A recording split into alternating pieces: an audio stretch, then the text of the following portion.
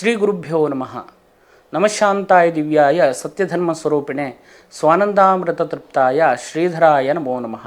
ಶ್ರೀಮಾತ್ರೇ ನಮಃ. ನಮಸ್ಕಾರ ವೀಕ್ಷಕರೇ, ವಿನಾಯಕ್ ಆಸ್ಟ್ರೋ ಟಾಕ್ಸ್ಗೆ ತಮಗೆಲ್ಲರಿಗೂ ಆದರದ ಸ್ವಾಗತ. ಈಗಾಗಲೇ ನಮ್ಮ ಚಾನಲ್ನಲ್ಲಿ ಹಿಂದಿನ ತಿಂಗಳದ ಮಾಸ ಭವಿಷ್ಯವನ್ನು ನೋಡಿದ್ದೀರಿ, ಉತ್ತಮ ರೀತಿಯಾಗಿರ್ತಕ್ಕಂಥ ಪ್ರೋತ್ಸಾಹವನ್ನು ಕೊಟ್ಟಿದ್ದೀರಿ.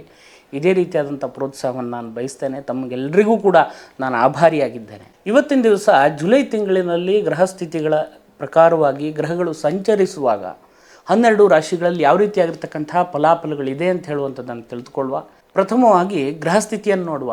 ಯಾವ್ಯಾವ ರಾಶಿಗೆ ಯಾವ್ಯಾವ ಗ್ರಹಗಳ ಸ್ಥಾನ ಪಲ್ಲಟ ಇದೆ ಅಂತ ಹೇಳುವಂಥದ್ದನ್ನು ತಿಳಿದುಕೊಳ್ಳುವ. 6ನೇ ತಾರೀಕು ಕರ್ಕಾಟಕ ರಾಶಿಗೆ ಶುಕ್ರನ ಪ್ರವೇಶವಾಗುವಂಥದ್ದು. ಅದೇ ರೀತಿಯಾಗಿ 12ನೇ ತಾರೀಕು ವೃಷಭ ರಾಶಿಗೆ ಕುಜನ ಪ್ರವೇಶವಾಗುವಂಥದ್ದು. ಅದೇ ರೀತಿ 16ನೇ ತಾರೀಕು ಕರ್ಕಾಟಕ ರಾಶಿಗೆ ರವಿಯ ಪ್ರವೇಶವಾಗುವಂಥದ್ದು. 19ನೇ ತಾರೀಕು ಸಿಂಹ ರಾಶಿಗೆ ಬುಧನ ಪ್ರವೇಶವಾಗುವಂಥದ್ದು. ಅದೇ ರೀತಿ 31ನೇ ತಾರೀಕು ಸಿಂಹ ರಾಶಿಗೆ ಶುಕ್ರನ ಪ್ರವೇಶವಾಗುವಂಥದ್ದು. ಹೀಗಿದೆ ಗ್ರಹಸ್ಥಿತಿ ವೀಕ್ಷಕರೇ. ಹಾಗಾದರೆ ಈ ತಿಂಗಳಿನಲ್ಲಿ ವಿಶೇಷವಾಗಿರ್ತಕ್ಕಂತಹ ಒಂದು ಪೌರ್ಣಿಮೆ ಬರಲಿದೆ. ಅದು ಗುರುಪೂರ್ಣಿಮೆ. ನಮ್ಮ ಮಾರ್ಗದರ್ಶಕರನ್ನು, ನಮ್ಮ ಗುರುವನ್ನು, ಅದೇ ರೀತಿ ವಿದ್ಯಾಭ್ಯಾಸ, ಜೀವನ ಎಲ್ಲವುದನ್ನು ಕಲಿಸಿಕೊಟ್ಟಂತಹ ತಂದೆ ತಾಯಿಯರನ್ನು, ಗುರುಗಳನ್ನು ಎಲ್ಲವರನ್ನು ಕೂಡ ನಾವು ಈ ಸಂದರ್ಭದಲ್ಲಿ ಸ್ಮರಣೆ ಮಾಡುವಂತಹ ದಿವಸ ಆಗಿದೆ. 21ನೇ ತಾರೀಕು ಗುರುಪೂರ್ಣಿಮೆ ಇರುವಂಥದ್ದು. ಅವತ್ತಿನ ದಿವಸ ನಮ್ಮ ಎಲ್ಲ ಗುರುಗಳನ್ನು ಕೂಡ ನಾವು ಸ್ಮರಣೆ ಮಾಡುವಂಥದ್ದು, ಗುರುಗಳಿಗೆ ವಿಧೇಯರಾಗಿರುವಂಥದ್ದು, ಗುರುವಿನ ಭಕ್ತಿ, ಗುರುವಿನಲ್ಲಿ ಇರುವಂಥ ಶ್ರದ್ಧೆ, ಅದೇ ರೀತಿಯಾಗಿ ಗುರುಗಳು ಹಾಕಿಕೊಟ್ಟಂತಹ ಮಾರ್ಗ ನಮ್ಮ ಜೀವನದಲ್ಲಿ ಸಕಲ ವಿಷಯದಲ್ಲಿಯೂ ಕೂಡ ಸಂಸ್ಕಾರವಂತರಾಗಿ ತಗೊಂಡು ಹೋಗಲಿಕ್ಕೆ ಅನುಕೂಲ ಮಾಡಿಕೊಡುವಂತಹ ಒಂದು ಶಕ್ತಿಯಾಗಿರುವಂಥದ್ದು ಗುರುವಿಂದಾಗಿದೆ ವೀಕ್ಷಕರೇ. ಹಾಗಾದ ಕಾರಣ ನಾವೆಲ್ಲರೂ ಕೂಡ 21ನೇ ತಾರೀಕು ಗುರುಪೂರ್ಣಿಮೆಯನ್ನು ಆಚರಿಸಬೇಕಾಗಿದೆ. ಇದರಿಂದಾಗಿ ಗುರುವಿನ ಅನುಗ್ರಹವನ್ನು ನಾವೆಲ್ಲರೂ ಕೂಡ ನಮ್ಮ ಜೀವನಕ್ಕೆ ಪಡಿಬೇಕಾಗಿದೆ ವೀಕ್ಷಕರೇ. ನಾವು ಈ ತಿಂಗಳಿನಲ್ಲಿ ಗ್ರಹಸ್ಥಿತಿ ಪ್ರಕಾರ ಗೋಚಾರ ಫಲವನ್ನು ತಿಳಿದುಕೊಳ್ಳುವ. ಇದು ಗೋಚಾರ ಫಲವಾಗಿರುವುದರಿಂದಾಗಿ ನಿಮ್ಮ ವೈಯಕ್ತಿಕ ಜಾತಕದಲ್ಲಿ ದಶಾಭುಕ್ತಿ ಫಲ ಇರಬಹುದು, ಅಥವಾ ಗೋಚಾರ ಫಲವು ಕೂಡ ಇಂಡಿವಿಜುವಲ್ ಆಗಿರ್ತಕ್ಕಂತಹ ಜಾತಕದಲ್ಲಿ ಫಲಗಳು ಬೇರೆ ಇರ್ತವೆ. ನಿಮ್ಮ ಜಾತಕವನ್ನು, ಜನ್ಮಕುಂಡಲಿಯನ್ನು ನುರಿತ ಜ್ಯೋತಿಷ್ಯರಲ್ಲಿ, ದೈವಜ್ಞರಲ್ಲಿ ವೀಕ್ಷಣೆ ಮಾಡಿಕೊಂಡು ಪರಿಹಾರವನ್ನು ಕಂಡುಕೊಳ್ಳಿ. ಅದೇ ರೀತಿ ಗೋಚಾರ ಫಲವನ್ನು ನಾವು ಇವತ್ತಿನ ದಿವಸ ತಿಳಿದುಕೊಳ್ಳುವ. ಮೀನರಾಶಿಯವರಿಗೆ ಈ ತಿಂಗಳಿನಲ್ಲಿ ಯಾವ ರೀತಿಯಾದಂತಹ ಫಲಾಫಲಗಳಿದೆ ಅಂತ ಹೇಳುವಂಥದ್ದನ್ನು ತಿಳ್ಕೊಳ್ಳುವ. ಜನ್ಮರಾಶಿಯಲ್ಲಿ ಸಂಚಾರ ಮಾಡ್ತಾ ಇರುವಂಥ ರಾಹು ಸ್ವಲ್ಪ ಆಲಸ್ಯವನ್ನು, ಸ್ವಲ್ಪ ನೆಗೆಟಿವನ್ನು ಅಥವಾ ಆಲೋಚನೆಗಳನ್ನು ವಿರುದ್ಧ ದಿಕ್ಕಿನಲ್ಲಿ ತಗೊಂಡು ಹೋಗುವಂಥ ಸಾಧ್ಯತೆಗಳಿರುತ್ತೆ. ನಿಮ್ಮ ಸ್ಥಿಮಿತದಲ್ಲಿ ಇರಿ, ಪಾಸಿಟಿವ್ ಆಗಿರಿ. ಪ್ರತಿನಿತ್ಯ ಮಾಡುವಂಥ ಕೆಲಸ ಕಾರ್ಯದಲ್ಲಿ ಎಲ್ಲದರಲ್ಲೂ ಕೂಡ ಸ್ವಲ್ಪ ಏಕಾಗ್ರ ಚಿತ್ತರಿಂದ ಮುಂದುವರಿಯಲಿಕ್ಕೆ ಇರುವಂಥ ಪ್ರಯತ್ನಗಳನ್ನು ಮಾಡಿ. ನೆಗೆಟಿವ್ ಮಾತಾಡುವವರಿಂದ ಸ್ವಲ್ಪ ದೂರ ಇರಿ, ನೆಗೆಟಿವ್ ಆಲೋಚನೆ ಮಾಡುವವರಿಂದ ಸ್ವಲ್ಪ ದೂರ ಇರಿ. ನಿಮ್ಮನ್ನು ನೀವು ಉದ್ಧಾರ ಆಗಲಿಕ್ಕೆ ಬೇಕಾಗಿ, ಉದ್ಧಾರ ಮಾಡ್ಕೊಳ್ಳಿಕ್ಕಿರುವಂಥ ಪ್ರಯತ್ನಗಳನ್ನು ಮಾಡಿ. ಅದರಲ್ಲಿ ನಿಮ್ಗೆ ಸಕ್ಸಸ್ ಸಿಗುತ್ತೆ ಅಂತ ಹೇಳುವಂಥದ್ದು ಕಂಡುಬರುತ್ತೆ ವೀಕ್ಷಕರೇ. ಇನ್ನು ದ್ವಿತೀಯ ಸ್ಥಾನ ಧನಸ್ಥಾನವನ್ನು ನೋಡೋದಾದರೆ ಕುಜನು ರುಚಕಯೋಗ ಪ್ರಧಾನಾಗಿರುವುದರಿಂದಾಗಿ ಭೂಮಿಗೆ ಸಂಬಂಧಪಟ್ಟಿರ್ತಕ್ಕಂಥ ವ್ಯಾಪಾರ ವ್ಯವಹಾರ ಮಾಡುವವರಿಗೆ ಒಳ್ಳೆಯ ರೀತಿಯಾದಂಥ ಫಲಗಳಿದೆ. ಕುಟುಂಬದಲ್ಲಿಯೂ ಕೂಡ ಶುಭ ಸಮಾರಂಭಗಳನ್ನು ನಿಮ್ಮ ಒಂದು ಮುಂದಾಳತ್ವದಲ್ಲಿ ಮಾಡುವಂಥ ಯೋಗ ಕೂಡ ಇದೆ. ಕುಟುಂಬದಲ್ಲಿ ಈ ಮೊದಲು ಯಾವುದಾದ್ರೂ ನ್ಯಾಯ ತೀರ್ಮಾನವೋ, ವಾದ ವಿವಾದವೋ, ಮಾತಿನಿಂದ ಬಂದಂತಹ ಭಿನ್ನಾಭಿಪ್ರಾಯವನ್ನೆಲ್ಲವುದನ್ನು ಸರಿಪಡಿಸಿಕೊಂಡು ಒಂದು ಹೋಗುವಂಥ ಯೋಗ ಕೂಡ ಈ ಸಂದರ್ಭದಲ್ಲಿರುತ್ತೆ ಅಂತ ಹೇಳುವಂಥದ್ದು ಕಂಡುಬರುತ್ತೆ ವೀಕ್ಷಕರೇ. ಒಳ್ಳೆಯ ರೀತಿಯಾದಂಥ ಧನಲಾಭವೂ ಕೂಡ ಈ ಸಂದರ್ಭದಲ್ಲಿ ನಿಮಗಿರುತ್ತೆ. ಇನ್ನು ತೃತೀಯ ಸ್ಥಾನದಲ್ಲಿರ್ತಕ್ಕಂಥ ಗುರುವಿನಿಂದಾಗಿ ನಿಮಗೆ ಒಳ್ಳೆಯ ರೀತಿಯಾದಂಥ ಸಹಾಯ ಸಹಕಾರಗಳು ನೀವು ಮಾಡುವಂಥ ಕೆಲಸ ಕಾರ್ಯದಲ್ಲಿ ಸಿಗುತ್ತೆ ಅಂತ ಹೇಳುವಂಥದ್ದು ಕಂಡುಬರುತ್ತೆ ವೀಕ್ಷಕರೇ. ಸಹೋದರರೊಂದಿಗೆ ಒಳ್ಳೆಯ ರೀತಿಯಾದಂತಹ ಬಾಂಧವ್ಯವನ್ನು ಇಟ್ಕೊಳ್ಳುವಂಥ ಯೋಗಗಳಿದೆ. ಅದೇ ರೀತಿ ತೃತೀಯ ಸ್ಥಾನಕ್ಕೆ ಕುಜನ ಪ್ರವೇಶ ಆದ ನಂತರವೂ ಕೂಡ ಒಳ್ಳೆಯ ಫಲವನ್ನು ಅನುಭವಿಸಲಿಕ್ಕಿದ್ದೀರಿ. ಇನ್ನು ಚತುರ್ಥ ಸ್ಥಾನದಲ್ಲಿರ್ತಕ್ಕಂತಹ ರವಿಯಿಂದಾಗಿ ಸ್ವಲ್ಪ ಮಾನಸಿಕವಾದಂತಹ ದುಃಖ, ಖಿನ್ನತೆಗಳೆಲ್ಲ ಬರುವಂಥ ಸಾಧ್ಯತೆಗಳಿದೆ. ನಾನು ಈಗಾಗಲೇ ಹೇಳಿದಾಗಲೇ ಸ್ವಲ್ಪ ಪಾಸಿಟಿವ್ ಆಗಿರುವಂಥ ಪ್ರಯತ್ನಗಳನ್ನು ಮಾಡಿಕೊಳ್ಳಿ. ಆತ್ಮ ಪ್ರಭಾವಕಾರಕನಾಗಿರ್ತಕ್ಕಂಥ ರವಿಯಿಂದಾಗಿ ಒಳ್ಳೆಯ ಫಲವೇ ನಿಮ್ಗೆ ಸಿಗುತ್ತೆ ಅಂತ ಹೇಳುವಂಥದ್ದು ಕಂಡುಬರುತ್ತೆ ವೀಕ್ಷಕರೇ. ಇನ್ನು ವಾಹನವನ್ನೆಲ್ಲ ಖರೀದಿ ಮಾಡುವಂಥ ಯೋಗ ಕೂಡ ಈ ಸಂದರ್ಭದಲ್ಲಿರುತ್ತೆ ಅಂತ ಹೇಳುವಂಥದ್ದು ಕಂಡುಬರುತ್ತೆ. ಭೂಮಿ ಖರೀದಿ ಮಾಡುವಂಥ ಯೋಗ ಅಥವಾ ಭೂಮಿಗೆ ಸಂಬಂಧಪಟ್ಟಿರ್ತಕ್ಕಂತಹ ವ್ಯಾಪಾರ ವ್ಯವಹಾರ ಮಾಡುವವರಿಗೂ ಉತ್ತಮ ರೀತಿಯಾಗಿರ್ತಕ್ಕಂಥ ಲಾಭಾಂಶ ಸಿಗುವಂಥ ಯೋಗ ಕೂಡ ಈ ಸಂದರ್ಭದಲ್ಲಿರುತ್ತೆ.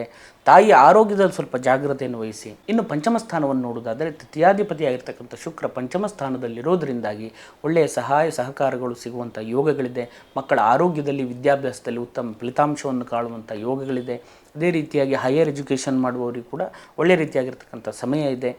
ಅದೇ ರೀತಿ ಆ ಪ್ರಯತ್ನದಲ್ಲಿ ಎಲ್ಲ ಯಾವುದಾದ್ರೂ ವಿದ್ಯಾಸಂಸ್ಥೆಗಳಲ್ಲಿ ಸೀಟ್ ಸಿಗಬೇಕು ಅಥವಾ ಅವಕಾಶಗಳು ಸಿಗಬೇಕು ಅಂತ ಹೇಳುವಂಥ ಪ್ರಯತ್ನದಲ್ಲಿದ್ದರೆ ಅದು ಸಕ್ಸಸ್ ಆಗುವಂಥ ಯೋಗ ಕೂಡ ಈ ಸಂದರ್ಭದಲ್ಲಿರುತ್ತೆ ವೀಕ್ಷಕರೇ. ಇನ್ನು 6ನೇ ಸ್ಥಾನವನ್ನು ನೋಡೋದಾದರೆ 6ನೇ ಸ್ಥಾನಾಧಿಪತಿಯಾಗಿರ್ತಕ್ಕಂಥ ರವಿಯು ಚತುರ್ಥ ಸ್ಥಾನದಲ್ಲಿರೋದರಿಂದಾಗಿ ಸ್ವಲ್ಪ ಸಾಲಗಳನ್ನೆಲ್ಲ ಮರುಪಾವತಿ ಮಾಡುವಂಥ ಯೋಗ ಕೂಡ ಇರುತ್ತೆ.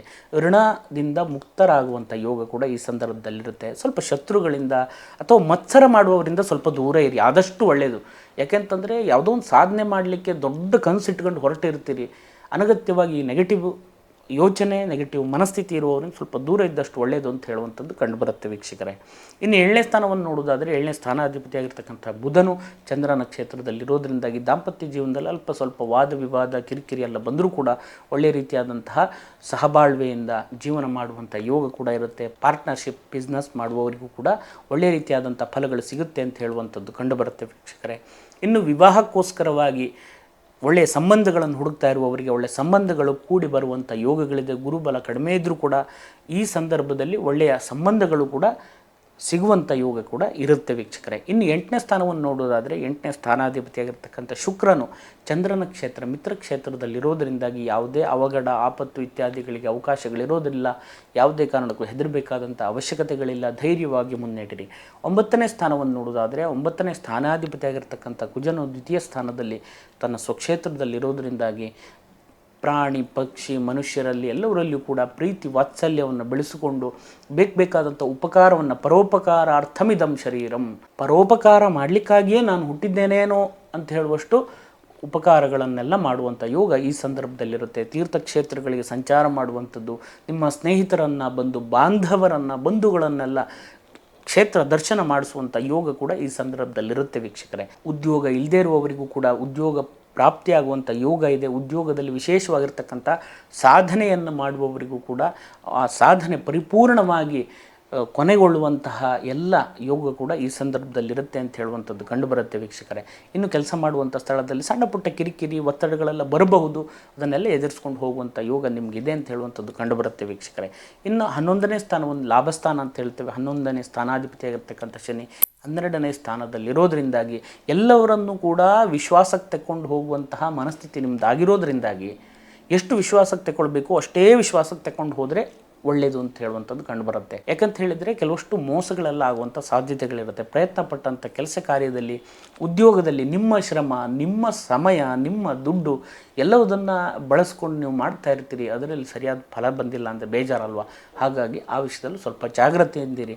ಇನ್ನು 12ನೇ ಸ್ಥಾನದಲ್ಲಿರತಕ್ಕಂಥ ಶನಿಯಿಂದಾಗಿ ಸ್ವಲ್ಪ ಖರ್ಚು ವೆಚ್ಚದ ವಿಷಯದಲ್ಲಿ ಜಾಗೃತರಾಗಿರಿ. ಮಂದ ಆಲಸ್ಯಗಳಿಂದ ಸ್ವಲ್ಪ ದೂರ ಇರಿ. ಮಂದ ಅಂತಂದರೆ ನಿಧಾನಗತಿ, ಎಲ್ಲವುದನ್ನು ಕೂಡ ಈಗ ಮಾಡುವ ನಂತರ ಮಾಡುವ ಮತ್ತೊಮ್ಮೆ ಮಾಡುವ ಅಂತ ಹೇಳುವಂಥ ಆಲೋಚನೆ ನಿಮಗೆ ಬರುವಂಥ ಸಾಧ್ಯತೆಗಳಿರುತ್ತೆ. ಜಾಗ್ರತೆಯಿಂದ ಮುಂದುವರಿಯಿರಿ ವೀಕ್ಷಕರೇ. ಅನಗತ್ಯವಾದಂಥ ಖರ್ಚು ಜೂಜುಗಳಿಗೆ ನಿಮ್ಮ ಮನಸ್ಸನ್ನು ಬಿಡಬೇಡಿ. ಅದೇ ರೀತಿಯಾಗಿ ದುಶ್ಚಟ ಮಾಡುವವರಿಂದ ಸ್ವಲ್ಪ ದೂರ ಇದ್ದಷ್ಟು ಒಳ್ಳೆಯದು. ಇದರಿಂದ ನಿಮ್ಮ ಕೀರ್ತಿಯು ನಿಮ್ಮ ಪುಣ್ಯಾಂಶವು ಎಲ್ಲವೂ ಕೂಡ ವೃದ್ಧಿ ಆಗುತ್ತೆ. ಸ್ವಲ್ಪ ದುಶ್ಚಟ ದುರಾಚಾರದಲ್ಲಿರುವವರಿಂದ ದೂರ ಇದ್ದಷ್ಟು ನಿಮಗೆ ಒಳ್ಳೆಯದು ಅಂತ ಹೇಳುವಂಥದ್ದು ಕಂಡುಬರುತ್ತೆ ವೀಕ್ಷಕರೇ. ಇದಿಷ್ಟೆಲ್ಲ ಒಳ್ಳೆ ಫಲಗಳಿದ್ದರೂ ಕೂಡ ಅಲ್ಪ ಸ್ವಲ್ಪ ದೋಷ ಫಲಗಳು ಕೂಡ ಇರೋದರಿಂದಾಗಿ ಯಾವ ದೇವರನ್ನು ನಾವು ಆರಾಧನೆ ಮಾಡ್ಬೋದು ಅಂತ ಹೇಳುವಂಥದ್ದನ್ನು ನೋಡೋದಾದರೆ ಗುರುವಿನ ಆರಾಧನೆಯನ್ನು ಮಾಡಿ. ನೀವು ನಂಬಿರ್ತಕ್ಕಂಥ ಗುರುವನ್ನು ಸದಾಕಾಲ ಸ್ಮರಣೆ ಮಾಡಿ. ಗುರುವಾರ ವ್ರತ ಮಾಡಿದಷ್ಟು ಒಳ್ಳೆಯದು. ಗುರು ದತ್ತಾತ್ರೇಯರನ್ನು ಅಥವಾ ರಾಘವೇಂದ್ರ ಸ್ವಾಮಿಗಳನ್ನು, ರಮಣ ಮಹರ್ಷಿಗಳನ್ನು, ಶ್ರೀಧರ ಸ್ವಾಮಿಗಳನ್ನು ಯಾರನ್ನು ನೀವು ಆರಾಧನೆ ಮಾಡ್ತಾ ಇದ್ದೀರಿ ಆ ಗುರುಗಳನ್ನು ಆರಾಧನೆ ಮಾಡಿಕೊಳ್ಳಿ. ಆ ಭಗವಂತನಲ್ಲಿ ಗುರು ಪರಮಾತ್ಮನಲ್ಲೆಲ್ಲವುದನ್ನು ಪ್ರಾರ್ಥನೆ ಮಾಡಿಕೊಳ್ಳಿ. ಖಂಡಿತವಾಗಿ ನಿಮಗೆಲ್ಲವೂ ಕೂಡ ಅನುಕೂಲ ಆಗುತ್ತೆ ವೀಕ್ಷಕರೇ. ಇನ್ನೂ ಹೆಚ್ಚಿನದಾಗಿರತಕ್ಕಂಥ ಫಲಾಫಲಗಳು ನಿಮಗೆ ಸಿಗಲಿ ಅಂತ ಹೇಳುವಂಥ ಪ್ರಾರ್ಥನೆಯನ್ನು ನನ್ನ ಆರಾಧ್ಯ ದೇವರಲ್ಲಿ ನಾನು ಮಾಡ್ತೇನೆ. ತಮಗೆಲ್ಲರಿಗೂ ಒಳ್ಳೆಯದಾಗಲಿ. ನಮಸ್ಕಾರ. ಶುಭಂ ಭೂಯಾತ್. ಈ ವಿಡಿಯೋ ಇಷ್ಟ ಆದಲ್ಲಿ ಲೈಕ್ ಮಾಡಿ, ಶೇರ್ ಮಾಡಿ, ಸಬ್ಸ್ಕ್ರೈಬ್ ಮಾಡಿ. ಒಳ್ಳೆಯ ರೀತಿಯಾದಂತಹ ಪ್ರೋತ್ಸಾಹವನ್ನು ಕೊಟ್ಟಿದ್ದೀರಿ. ನಿಮ್ಮ ಪ್ರೋತ್ಸಾಹಕ್ಕೆ ನಾನು ಆಭಾರಿಯಾಗಿದ್ದೇನೆ.